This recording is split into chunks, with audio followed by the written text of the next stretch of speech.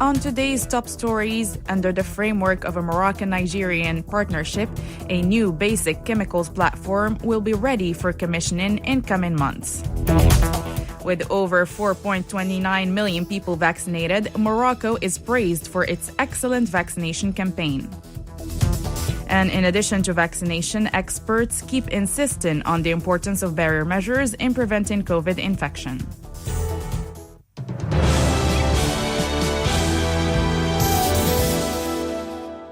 Good afternoon. President of Nigeria, Muhammadu Buhari, has recently affirmed that a new basic chemicals platform worth $1.3 billion will be ready for commissioning in the coming months as part of a partnership between Morocco and Nigeria. The said platform and the construction as part of this partnership will produce ammonia and fertilizers for this West African country, said Buhari in a meeting with the Fertilizer Producers and Suppliers Association of Nigeria. The chairman of this Nigerian association, Mr. Thomas Eto, was at the microphone of Sumaya Sadla. The agreement that we initially signed 3 weeks ago in Morocco for the urea ammonium plants, which the company is called Basic Chemical Plants. And this agreement started when President Muhammadu Buhari visited the King of Morocco in 2017, where both of them discussed. Nigeria have a lot of deposit for gas and Morocco have a lot of deposit for phosphate. So the two leaders agreed to collaborate to set up this basic chemical plant to produce ammonia, which will be shipped to Morocco. And Morocco also will ship phosphoric acid. Jointly, there will be a global power base for fertilizer production. The first phase of this plant is about $1.3 billion between Morocco OCP and the Nigerian Sovereign Investment Authority and the Nigerian National Petroleum Corporation to build the fertilizer in Nigeria. The support Moroccan government have given us through the king, supporting his brother, the president of Nigeria, in our fertilizer initiative, which have revolutionized our fertilizer industry in the country. This cooperation between these two leaders brought the spirit of South-South cooperation. That was Mr. Thomas Eto, the chairman of the Fertilizer Producers and Suppliers Association of Nigeria. In other news, the rainfall in the last 3 months have had a very positive impact on the evolution of the 2020-2021 crop year, according to the Ministry of Agriculture, Fisheries, Rural Development, Water and Forest. These rains allowed the improvement of the plant cover in general, the revitalization of maintenance works, the improvements of dams for agricultural use, and the levels of water tables. It also concerns improving the situation of fruit tree growing, as well as the good performance of new tree plantations. Morocco is a major water nation given its achievements in the protection and management of water resources, has said in Rabat World Water Council President Loïc Fauchon. During a working meeting with Abdelkader Amara, Minister of Equipment, Transport, Logistics and Water, Mr. Fauchon praised Morocco's efforts in securing water resources, especially through the dam policy launched by the late His Majesty Hassan II. He also highlighted the strategies initiated by the kingdom for the distribution of water and the effort of innovation in alternative resources through wastewater desalination and reuse. The vaccination campaign in Morocco is still underway, and so far 4,293,544 people have been vaccinated. As for the beneficiaries of the second dose of the vaccine, they have reached 3,231,742. In addition to that, the Ministry of Health has confirmed the infection of 514 people with COVID-19, while 523 recovered from the virus and 5 patients died. With 11.5% of the population having received at least one dose of the COVID vaccine, Morocco ranks in the world's top 10 in terms of vaccinated population per number of inhabitants, underlined on Friday Radio Télé Luxembourg. This media outlet has said that faced with the evolution of the epidemic, Morocco differentiated itself from other African countries in 2020 with economic and social support measures. And today, Morocco is excelling in its vaccination campaign. The success of this campaign can also be explained from a logistical point of view, as 3,000 vaccination centers have been set up, 50% of which are in rural areas, not to mention the 10,000 mobile units, has mentioned the same source, highlighting the excellent supervision of the vaccination campaign.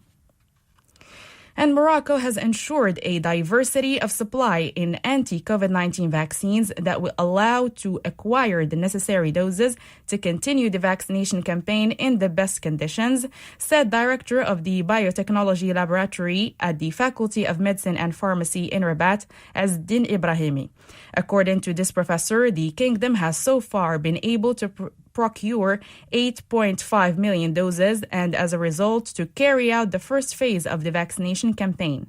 Thanks to a proactive approach, Morocco's situation is more comfortable than most countries in the world, he said, noting that the most important thing is to avoid getting infected to prevent the virus from multiplying. And while waiting to get vaccinated, how do people protect themselves from the coronavirus? Let's find out through this Vox Pop. The measures I take to protect myself from the COVID-19 virus are simple. I clean my hands often. I wear a mask whenever I am outside of the house. I always maintain a safe distance from others, especially in public spaces. And I try to stay home whenever I feel tired. To prevent myself from COVID-19, I always wear my mask and I don't shake hands. And also I prevent the crowded places where there is a lot of people. I stay at home as much as I can. I only go out to buy groceries or to visit the doctor. And at home, I make sure to clean the floor and other surfaces regularly. I try my best to wear my mask at all times whenever I'm outside.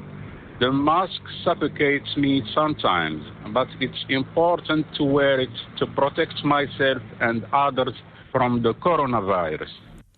No one can deny the importance of barrier measures, as they have proven their efficacy since the beginning of the pandemic. And now, thanks to scientific research and political will, vaccines have been developed and gradually delivered out to different parts of the world to achieve herd immunity. To speak about the role of vaccines in protecting us from COVID-19 infection is World Health Organization's Dr. Catherine O'Brien.